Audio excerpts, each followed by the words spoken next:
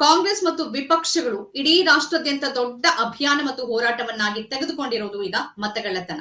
ಚುನಾವಣಾ ಆಯೋಗ ನೇರವಾಗಿ ಬಿಜೆಪಿ ಜೊತೆಗೆ ಕೈ ಜೋಡಿಸಿ ಚುನಾವಣೆಗಳನ್ನೇ ಕದೀತಿದೆ ಅಂತ ಆರೋಪವನ್ನ ಮಾಡ್ತಿದ್ದಾರೆ.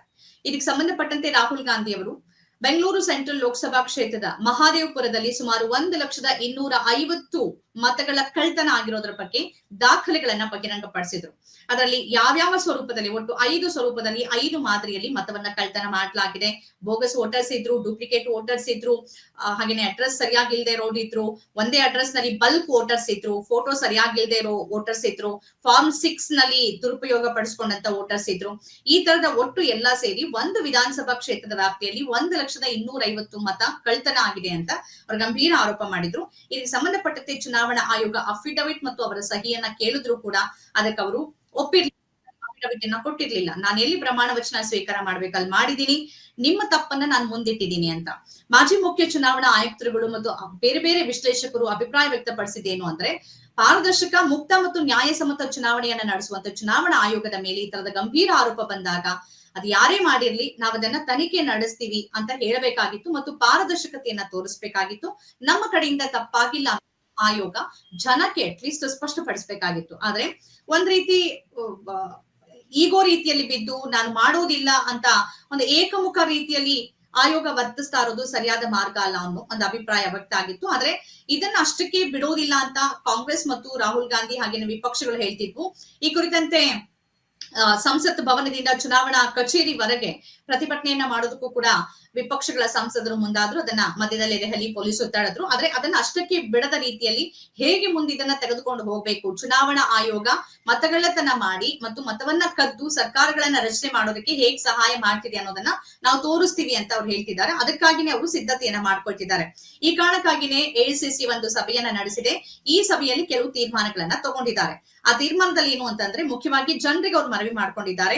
ಈ ವೋಟ್ ಚೋರಿ ಬಗ್ಗೆ ಜನ ಧ್ವನಿ ಎತ್ತಬೇಕು ಮತ್ತು ಚುನಾವಣಾ ಆಯೋಗ ಮುಕ್ತ, ನ್ಯಾಯಸಮ್ಮತ, ಪಾರದರ್ಶಕ ಚುನಾವಣೆಗಳನ್ನ ನಡೆಸುವಂತೆ ಒತ್ತಾಯಿಸಬೇಕು ಅಂತ ಹೇಳ್ತಿದ್ದಾರೆ. ಇದಕ್ಕೆ ಬೇರೆ ಬೇರೆ ಕಾರ್ಯಕ್ರಮಗಳನ್ನ ಮಾಡ್ಕೊಳ್ತಿದ್ದಾರೆ. ಅವ್ರು ಮೊದಲಿಗೆ ಏನ್ ಮಾಡ್ತಿದ್ದಾರೆ ಅಂತಂದ್ರೆ, ಸೆಪ್ಟೆಂಬರ್ 14ನೇ ತಾರೀಕು ಅವರು ವೋಟ್ ಚೋರ್ ಗಾಂಧಿ ಚೋರ್ ಮೊಂಬತ್ತಿ ಜಾಥಾವನ್ನ ಹಮ್ಮಿಕೊಳ್ಳಕ್ಕೆ ತೀರ್ಮಾನವನ್ನ ಮಾಡಿದ್ದಾರೆ. 8 ಗಂಟೆಗೆ ಆಗಸ್ಟ್ 14 ಅಂದ್ರೆ ಇದೇ 14ನೇ ತಾರೀಕು ನಾಳೆ ಅವರು ಮೊಂಬತ್ತಿ ಜಾಥಾವನ್ನ ಮಾಡ್ತಾರೆ. ಆ ಮೊಂಬತ್ತಿ ಜಾಥಾದ ಪ್ರತಿಜ್ಞಾ ಘೋಷ ಏನಿದೆ ಅಂತಂದ್ರೆ, ವೋಟ್ ಚೋರ್ ಗಾದಿ ಚೋರ್ ಅಂತಂದ್ರೆ ಮತಗಳ್ಳತನ, ಹುದ್ದೆಯನ್ನ ಬಿಟ್ಟು ಬಿಡಿ ಅನ್ನೋ ರೀತಿಯಲ್ಲಿ ಮೊಂಬತ್ತಿ ಜಾಥಾವನ್ನ ಅವರು ಮಾಡ್ತಾ ಇದ್ದಾರೆ.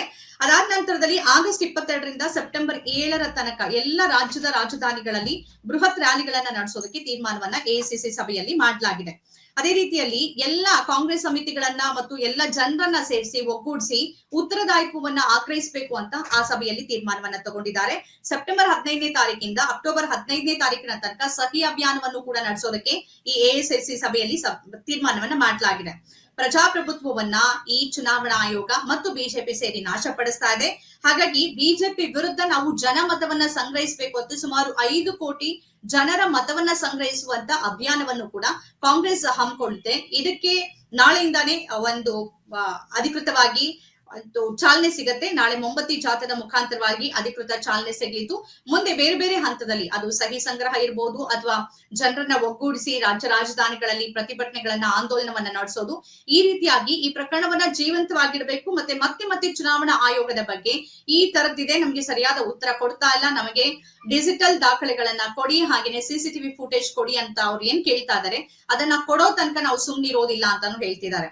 ಜೊತೆಗೆ ಮುಖ್ಯ ಚುನಾವಣಾ ಆಯುಕ್ತರು ಕೆಲವು ಹೇಳಿಕೆಗಳನ್ನ ಕೊಡ್ತಾ ಇದ್ದಾರೆ. ಅಂದ್ರೆ ದಾಖಲೆಗಳನ್ನ ಪರಿಶೀಲನೆ ಮಾಡೋದಕ್ಕೆ ಎಷ್ಟು ವರ್ಷಗಳು ಬೇಕಾಗತ್ತೆ ಅಂತ. ಅಂದ್ರೆ ಇಂದಿನ ಡಿಜಿಟಲ್ ಯುಗದಲ್ಲಿ ಏನ್ ಕೇಳಿದ್ರು ಕೂಡ ಬೆರಳ ತುದಿಯಲ್ಲಿ ಎಲ್ಲ ಮಾಹಿತಿ ಸಿಗುವಾಗ, ಎಲ್ಲ ಡಿಜಿಟಲೈಸೇಷನ್ ಅಂತ ಹೇಳ್ತಿರುವಾಗ, ದೇಶವೂ ಕೂಡ ಡಿಜಿಟಲೀಕರಣದ ಬಗ್ಗೆ ಮಾತಾಡ್ತಿರುವಾಗ ಚುನಾವಣಾ ಆಯುಕ್ತರು ಯಾವ ಶತಮಾನದಲ್ಲಿ ಇದ್ದಾರೆ, ಈ ಪ್ರಶ್ನೆಗಳು ಇದೆ. ಮತ್ತೆ ಜನರಿಗೆ ಉತ್ತರದಾಯಿ ಆಗಿರ್ಬೇಕು ಚುನಾವಣಾ ಆಯೋಗ. ಅದೊಂದು ಸಾಂವಿಧಾನಿಕ ಸ್ವಾಯತ್ತ ಸಂಸ್ಥೆ. ಮುಕ್ತವಾದ, ನ್ಯಾಯಸಮ್ಮತವಾದ ಚುನಾವಣೆಯನ್ನ ನಡೆಸೋದು ಅದರ ಮೂಲ ಉದ್ದೇಶ ಆಗಿದೆ. ಅದಕ್ಕಾಗಿನೇ ಒಂದು ಮತ ನನ್ನ ಮತ ನನ್ನ ಹಕ್ಕು, ಒಂದು ಮತ ಒಬ್ಬರ ಹಕ್ಕು, ಇದಕ್ಕೆ ಅನುಗುಣವಾಗಿ ಚುನಾವಣೆಗಳು ನಡಿಬೇಕು. ಅಲ್ಲಿ ವ್ಯತ್ಯಯಗಳಾದಾಗ ಅದು ತಾಂತ್ರಿಕ ತೊಂದರೆನೇ ಆಗಿರ್ಬೋದು ಅಥವಾ ಬೇರೆ ಸಮಸ್ಯೆಗಳೇ ಆಗಿರ್ಬೋದು, ಅದನ್ನ ಜನರ ಮುಂದೆ ಒಪ್ಕೊಂಡು ಈ ತರ ತೊಂದರೆ ಆಗಿದೆ ಅಥವಾ ಈ ತರ ತಾಂತ್ರಿಕ ಸಮಸ್ಯೆ ಆಗಿದೆ, ಅದನ್ನ ಸರಿಪಡಿಸ್ಕೊಳ್ತೀವಿ ಅಂತ ಹೇಳುವಂತ ಒಂದು ಧೋರಣೆ ಇರ್ಬೇಕಾಗತ್ತೆ ಯಾವುದೇ ಒಂದು ಸಂಸ್ಥೆಗೆ, ಅದರಲ್ಲೂ ಕೂಡ ಸಾಂವಿಧಾನಿಕ ಸಂಸ್ಥೆಗಳಿಗೆ. ಆದ್ರೆ ಚುನಾವಣಾ ಆಯೋಗದ ವರ್ತನೆ ಆ ರೀತಿಯಾಗಿಲ್ಲ. ನೀವು ಹೇಳ್ತಿರೋದೇ ತಪ್ಪು, ನಾವು ಮಾಡ್ತಿರೋದೇ ಸರಿ ಅನ್ನೋ ರೀತಿಯಲ್ಲಿದೆ. ಇದೇ ಹಲವು ಅನುಮಾನಗಳಿಗೆ ಕಾರಣ ಆಗಿರೋದು. ಆದ್ರೆ ವಿಪಕ್ಷಗಳು ಇದನ್ನ ಇಲ್ಲಿಗೆ ಬಿಡೋ ರೀತಿಯಲ್ಲಿ ಕಾಣಿಸ್ತಿಲ್ಲ. ಇದನ್ನ ಇನ್ನೊಂದು ಹಂತಕ್ಕೆ ತೆಗೆದುಕೊಂಡು ಹೋಗೋದಕ್ಕೆ ಎಲ್ಲ ಮಾದರಿಗಳನ್ನ ಹಾಗೇನೆ ರೂಪುರೇಷೆಯನ್ನ ಸಿದ್ಧಪಡಿಸಿದ್ದಾರೆ. ಕಾದ್ ನೋಡ್ಬೇಕು ಈ ಎಲ್ಲ ಬೆಳವಣಿಗೆಗಳು ಎಲ್ಲಿ ಹೋಗಿ ನಿಲ್ಲತ್ತೆ ಅಂತ.